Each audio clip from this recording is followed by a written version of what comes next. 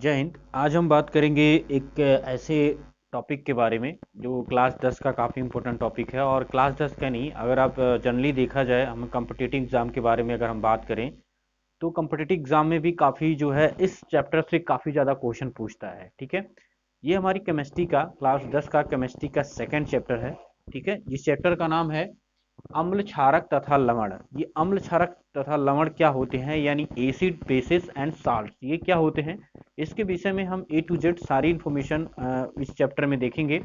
और जितने भी क्लास 10th के जितने स्टूडेंट हैं जो बोर्ड एग्जाम देना चाहते हैं, अभी देंगे, उसके विषय में बता देता हूँ। ये इस इम्पोर्टेंट में काफ़ी क्वेश्चन बनता है और इससे कई सारी चीज़ें जो है बच्चों के मन में डाउट रहता है, तो इस सारी डाउट्स को हम क्लियर करेंगे। ठीक है, तो देखिए यहाँ पे पहली बात हम बात करेंगे अम्ल के बारे में। आखिर अम्ल क्या होता है, तो अम्ल एक एक टॉपिक के बारे में हम जानेंगे। जैसे यहाँ पे अम्ल क्षारक तथा लवण दिया है, तो हम अम्ल के बारे में जानते हैं आखिर अम्ल है क्या।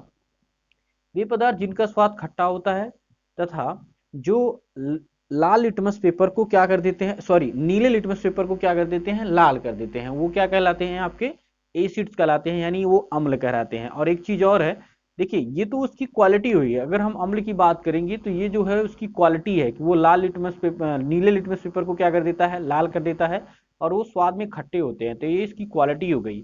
बट अगर आप उसकी परिभाषा की बात करेंगे, अर्हेनियस जो एक साइंटिस्ट थे, उनके हिसाब से अगर आप बात करते हैं अम्ल की, तो जो है अम्ल जो होता है जल में घुल के एच आयन देता है। जब भी कोई अम्ल को अगर आप पानी में घोलेंगे तो वो एच आयन देगा।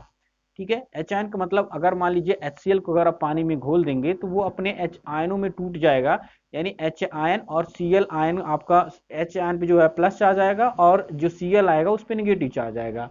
तो ये अर्हेनियस के सिद्धांत अगर हम बात करें तो जल में वियोजित होकर क्या देते हैं, वो एच आयन देते हैं। तो देखिए अम्ल के गुण, ये अगर ऊपर वाली परिभाषा को हम इसके गुणों के बारे में भी जान सकते हैं कि अम्ल का स्वाद खट्टा होता है, वो नीले लिटमस पेपर को लाल कर देते हैं। लेकिन अगर आप जो स्टैंडर्ड्स की परिभाषा की बात करेंगे तो अम्ल जो होता है पानी में जब घुलता है तो एच आयन देता है।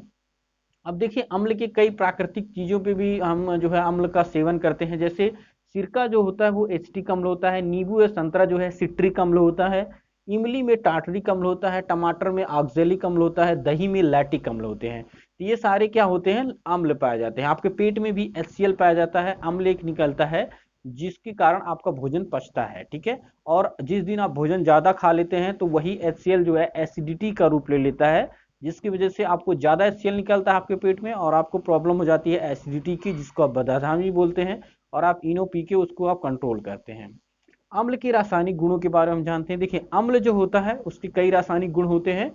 अगर हम बात करें धातुओं से अभिक्रिया के बारे में, तो अम्ल जो है धातुओं से क्रिया करके, तनु अम्ल से क्रिया करके लवण और हाइड्रोजन गैस को बाहर निकालता है। ठीक है, जैसे धात्विक है, कोई भी धातु आप ले लीजिए, जैसे आप सोडियम ले लीजिए, उसको आप किससे करा दीजिए, अम्ल से करा देंगे, तो आपका क्या बनेगा, आपका लवण बनेगा प्लस आपका H2 गैस बाहर निकलेगी। तो आपको अम्ल से क्रिया करा दीजिए, आप Na का कराइए तो NaCl बनेगा प्लस आपका H2 जो है वो बाहर निकल जाएगा। सेम उसी तरह से यहाँ पे मैंने एक रिएक्शन लिख रखा है, Zn+2HCl इक्वल टू आपका ZnCl2 प्लस H2। उसी तरह से आप Mg का करा दीजिए तो MgCl बन जाएगा, MgCl2 बनेगा और प्लस आपका क्या बन जाएगा, आपका बन जाएगा जो है H2 गैस बाहर निकल जाएगी। तो इस तरह से अम्ल का रासायनिक धातुओं से क्रिया कराने के बाद आपको लवण मिलता है और साथ में हाइड्रोजन गैस बाहर निकलती है। ये रिएक्शंस काफी इंपॉर्टेंट है। दूसरा हम देख देते हैं धातु कार्बोनेट के साथ। अब धातु कार्बोनेट क्या होते हैं, जिसके साथ CO3 जो ग्रुप होता है वो जुड़ा रहता है। जैसे मैंने यहाँ पे लिख रखा है CaCO3, यानी कैल्शियम कार्बोनेट को लिख रखा है, प्लस आपका 2HCl। जब ये इन दोनों के साथ क्रिया करता है तो बनाता है CaCl2 और प्लस आपका CO2 प्लस H2, यानी कार्बन डाइऑक्साइड गैस बनता है, प्लस पानी भी बनता है, प्लस आपका कैल्शियम क्लोराइड भी बनता है। ठीक है, तो ये सारे कंपाउंड आपके यहाँ पे बनते हैं। उसके बाद मान लीजिए इसके ऑक्साइडों से क्रिया कराते हैं, यानी धातु ऑक्साइडों के साथ जब क्रिया कराते हैं तब भी आपको वही प्रोडक्ट बनेगा, लेकिन वहां पे पानी नहीं बनेगा, सिर्फ sorry hydrogen carbon dioxide gas नहीं निकलेगी, सिर्फ आपका पानी बनेगा। जैसे मैंने यहाँ पे लिख रखा है CaO+2HCl इक्वल टू आपका CaCl2 प्लस H2O। तो यहाँ पे सिर्फ आपका CaCl2 यानी कैल्शियम क्लोराइड बाहर निकलता है, प्लस आपका पानी जो होता है वो नीचे जम जाता है। ये तलहटी के तौर पे एक अवक्षेप के रूप में आपके बनेंगे, प्लस आपका पानी ऊपर तैरने लगता है। ठीक है, तो ये कुछ क्रियाएं होती हैं। और एक चीज और है, जैसे अब अम्ल जो होता है धातुओं के साथ क्रिया करा दीजिए या किसी भी उपधातु के साथ क्रिया करा देंगे तो उसका कंपाउंड जो है अलग अलग तरह से बनाता है। ठीक है, अम्ल को हम बनाते भी हैं, कैसे किस तरह से बनाया जाएगा वो आगे हम जो उच्च कक्षाओं में इसके बारे में जानेंगे। अब हम जानते हैं क्षारक या भस्म क्या होता है। क्षारक क्या होता है पहले इसके बारे में आप लोग जानिए। देखिए क्षार जो होता है एक ठोस पदार्थ होता है, कोई भी पदार्थ होता है, लेकिन अगर आप उसको किसी भी पानी में आप घोल देते हैं या उसके जली विलयन को हम क्या कहते हैं, क्षारक है। उसके जली विलयन को हम क्या कहते हैं, क्षार कहते हैं। तो क्षार और क्षारक में सिर्फ इतना ही अंतर होता है कि उसके जली विलयन को हम क्षार कहते हैं और जो जली विलयन नहीं बना है उसको हम क्षारक कहते हैं। क्षारक या भस्म के बारे में जानते हैं, वे पदार्थ जिनका स्वाद तीखा या कड़वा होता है तथा साबुन जैसा चिकना होता है। जैसे आप NaOH जो लेंगे वो आपका क्षार है। अगर आपके मुंह में जो है साबुन का कोई भी पार्टिकल चला जाता है तो थोड़ा सा मुंह आपका कड़वा हो जाता है। तो समझ लीजिए जो साबुन का पेस्ट वगैरह होता है वो बिल्कुल वही क्षार होता है। तो वे पदार्थ जो तीखा कड़वा तथा साबुन जैसा चिकना होता है क्षारक कहलाता है। यह जल में घुलकर OH यानी OH निगेटिव आयन देते हैं। जब भी ये जल में घुलेंगे तो वो आपके OH निगेटिव आयन देंगे। ठीक है, जैसे अम्ल की हमने बात किया था तो यहाँ पे H आयन देता था, लेकिन OH या OH निगेटिव आयन ये क्षार वाले देते हैं। ठीक है, अब इनके हम क्षारों के रासायनिक गुण के बारे में जान लेते हैं। धातुओं से अभिक्रिया, जब ये धातु के साथ क्रिया करते हैं तो सोडियम इनके ऑक्साइड ही बनाते हैं। जैसे मैंने यहाँ पे लिख लिखा है, धातु से जब क्रिया करेंगे, मान लीजिए आप कोई भी क्षार होता है, क्षार तो ऐसे सभी धातु जो होते हैं अगर उनको पानी में आप डुबो देंगे तो जो है उसके जितने भी हाइड्रोक्साइड होते हैं धातुओं के वो सारे क्षार ही होते हैं। जैसे KOH हो गया, NaOH हो गया, MgOH हो गया, MgH का होल ट्वाइस हो गया, CHOH का होल ट्वाइस हो गया। ये सारे यानी calcium hydroxide, sodium hydroxide, potassium hydroxide, caesium hydroxide, ये जितने भी आपके हाइड्रोक्साइड होते हैं वो आपके जो है क्षारी कहलाते हैं। तो मैंने एक धातु से देखिए यहाँ पे मैंने क्रिया करा दिया है, Zn+2NaOH equal to Zn Na2, यहाँ पे मैंने लिख देता हूँ, यहाँ पे Na2ZnOO2+H2 यानी सोडियम जिंकेट बनाता है। अधातुओं के साथ जब अधातुओं के ऑक्साइडों के साथ जब हम इसका जो है अभिक्रिया कराते हैं, अब इसके अधातुओं के ऑक्साइड क्या होते हैं, जैसे CO2 ये आधातु का ऑक्साइड है। कार्बन क्या है आपका, आधातु है, और ये जब बाय के साथ क्रिया कर लेता है तो क्या बन जाता है, कार्बन डाइऑक्साइड बना लेता है, जो कि धातु का क्या है, एक ऑक्साइड है।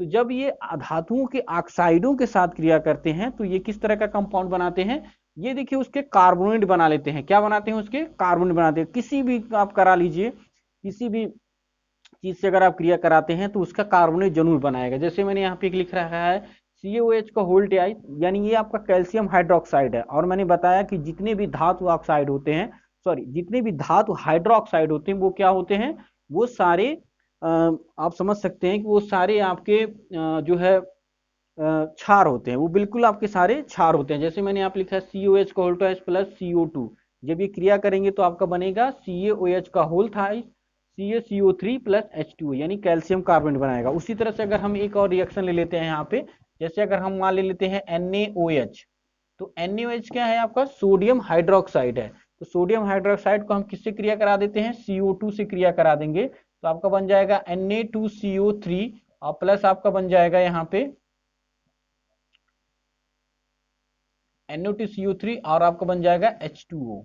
ठीक है, एक चीज और है, यहाँ पे H यहाँ पे जुड़ जाएगा, यानी कैल्शियम कार्बोनेट ये हो गया Na2HCO3, क्योंकि यहाँ पे जो है हाइड्रोजन जो है सोडियम के ऊपर एक प्लस चार्ज होता है तो 2 हो गया, और प्लस इसके ऊपर कितना होता था, 1 हो गया, तो Na2H2O। तो ये आपका इस तरह से कंपाउंड आपका यहाँ पे ये वाला बनाएगा, मतलब आपका सोडियम कार्बोनेट आपका बना लेता है यहाँ पे।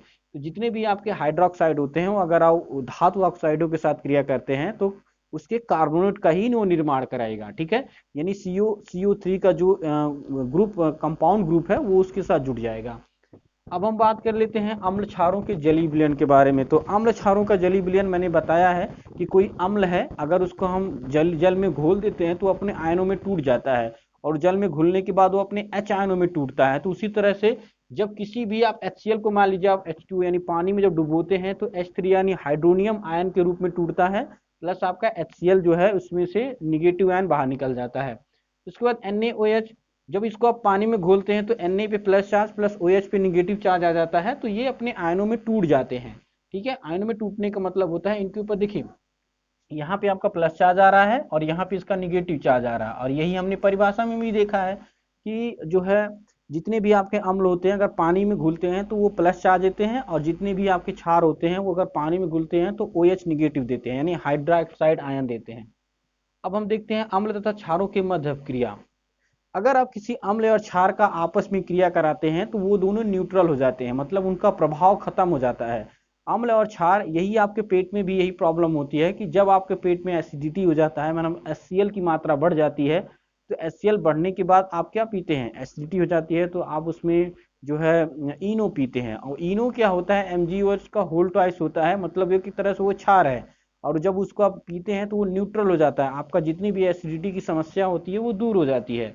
तो यही अम्ल और क्षारों के मध्य क्रिया का मतलब होता है, उसके बीच की जितनी भी प्रभावित वाली चीजें होती हैं वो शांत हो जाती हैं। जैसे अगर मैं एक रिएक्शन की बात कर लेता हूं, जैसे मैंने ले लिया NaOH प्लस HCl, जब आप इनको क्रिया करा देंगे तो आपका क्या बन जाएगा, NaCl प्लस H2O बन जाएगा। तो ये उनके प्रभाव को ही खत्म कर देता है, ठीक है। अब ये कैसे करता है, इसका देखिए OH और इसका H जो आपस में जुड़ के H2O बना लेता है, प्लस आपका NaCl हो जाता है। अम्ल तथा क्षारों की प्रबलता, अब हम लोग अम्ल तथा क्षारों की प्रबलता के बारे में जानेंगे। अम्ल तथा क्षार की क्या प्रबलता होती है, जैसे अगर किसी में जितने आयन उपस्थित होंगे, वैसे ये चीजें आपको मैं आगे चल के बताऊंगा जब आपकी उच्च कक्षाएं हो जाएंगी। जैसे आप अभी हाई स्कूल में हो, जब आप 11th या 12th में जाओगे, केमिस्ट्री आप पढ़ोगे, तो वहां पे आपको बताया जाएगा कि कितने आयन कितने ज्यादा किसी चीज को कितना ज्यादा प्रभावित करते हैं। और ये मोलरता मोललता इस पे भी डिपेंड करता है कि मान लीजिए किसी बिलियन के अंदर आपको नॉर्मलता उसकी निकालनी है, तो आप किस तरह से निकालेंगे कि एक कोई बिलियन आप बना रहे हैं, उसमें किसी पदार्थ की कितनी नॉर्मलता उपस्थित है, तो वो विलेन कितना ज्यादा सांद्र होगा, कितना ज्यादा तन होगा, इस उसकी नॉर्मलता के ऊपर डिपेंड करता है, ठीक है। तो ये सारी चीजें आगे हम उच्च क्लास में पढ़ेंगे, लेकिन अभी हम जानेंगे कि इसकी प्रबलता पे क्या प्रभाव पड़ता है। तो कोई भी अगर अम्ल है उसमें आयनों की संख्या जितनी ज्यादा होगी वो उतना ज्यादा प्रभावशाली होगा, ठीक है, वो उतना ज्यादा प्रबल होगा। इसी तरह से जितने भी अम्ल या क्षार होते हैं वो तन होते हैं और सांद्र होते हैं, क्योंकि सांद्र जितने भी आपके एसिड्स होंगे वो ज्यादा घातक होंगे, और जितने भी आपके तन होंगे वो कम घातक होते हैं। तो मैंने यहाँ पे लिख रखा है कि जिन अम्ल तथा क्षारों के आयनन की मात्रा अधिक होती है वो प्रबल अम्ल तथा प्रबल क्षार कहलाते हैं। मतलब वही हो गया कि आयनन, जिसमें आयनन उपस्थित, जिसमें आयन उपस्थित है किसी अम्ल में, अगर उसकी जो है मात्रा ज्यादा रहेगी तो वो अम्ल क्षार प्रबल होंगे। अब हम दूसरी हेडिंग के बारे में देख लेते हैं, अम्ल तथा क्षार पर प्रबल का प्रभाव, यानी तनुता का प्रभाव। इसका तनुता का क्या प्रभाव होता है, तो तनुता का मतलब होता है कि मान लीजिए कोई अम्ल है और उसमें आप पानी मिलाते, अब एक चीज और है, देखिए आप किसी भी HCl में आप पानी नहीं मिला सकते हैं, ठीक है, लेकिन आप पानी में HCl मिलाएंगे, क्योंकि उस समय जो उसकी कंडीशनिंग अवस्था होगी थोड़ा सा चेंज कर देती है। क्योंकि अगर आप किसी HCl किसी एसिड में अगर आप पानी डालेंगे तो वो आपको ही प्रभावित करेगा, वहां पे कई सारी चीजें जो है ऐसा नहीं करते हैं। लेकिन आप पानी में जो है आप किसी एसिड को डाल सकते हैं, क्योंकि आप पानी में अम्ल डालेंगे, ये नहीं कि आप एसिड में अम्ल में आप पानी डालिए, उल्टा नहीं करेंगे, ठीक है। तो आप देख सकते हैं किसी की तनुता पे क्या मतलब कि मतलब तनुकरण का मतलब जितना ज्यादा उसमें आप पानी मिला रहे, मतलब आपको HCl है, आपने उसमें पानी डाल के उसको थोड़ा सा तनु किया, अब उसमें और पानी डाल दीजिए, या वही पदार्थ किसी किसी पानी में वही पदार्थ आप डाल दीजिए, तो वो इसकी तनुकरण जो है अवस्था बदलती चली जाएगी, और ऐसे करते करते आपको पता चलेगा कि वो बिल्कुल तनु हो गया, उसका प्रभाव ही खत्म हो गया है। तो ये उसकी तनुता पे प्रभाव पड़ता है कि मतलब उसके अंदर जो प्रबलता होती है वो खत्म कर देता है, ठीक है। यहां तक आप सभी को समझ में आ गया। चलिए हम आगे देखते हैं सूचक के बारे में। अब सूचक क्या होता है, सूचक का मतलब होता है कि कोई पदार्थ है, आपको कैसे पता चलेगा कि वो जो है अम्ल है वो जो है क्षार है। तो सूचक आप किसी भी तरह से उसको सूचक से ही आपको पता चलेगा। जैसे मान लीजिए आपको अमोनिया गैस दी जा रही है, तो अमोनिया आपको कैसे उसको पता करेंगे, उसका सूंघ के पता करेंगे, आपको उसको किसी से क्रिया करा के पता करेंगे, तो सूंघने से ही पता चल जाएगा कि अमोनिया ही ये गैस है, क्योंकि उसका जो स्वाद होता है, उसका जो सुगंध होती है वो तीक्ष्ण होता है। उसी तरह से आप मान लीजिए कोई पदार्थ है उसको सूंघ के पता कर सकते हैं, चखने की जरूरत नहीं है, केमिस्ट्री में हम चखते नहीं है। बशर्ते क्या होता है, कुछ सूचक होते हैं जो हमें बता देते हैं कि ये अम्ल है और ये क्षार है, अब आसानी से उसको कैटेगराइज कर सकते हैं। इसी तरह के सूचक के बारे में जानते हैं, वे पदार्थ जिनका उपयोग किसी अनुमापन में अंतिम बिंदु या उदासीन बिंदु को निर्धारित करने के लिए किया जाता है, सूचक कहलाते हैं। अंतिम बिंदु या उदासीन बिंदु को निर्धारित करने में किया जाता, वो क्या कहलाते हैं, सूचक कहलाते हैं। अब सूचक जो है चार प्रकार के होते हैं। पहला सूचक आपका प्राकृतिक सूचक है, दूसरा संश्लेषित सूचक है, तीसरा गंधीय सूचक है, और चौथा सार्वत्रिक सूचक है।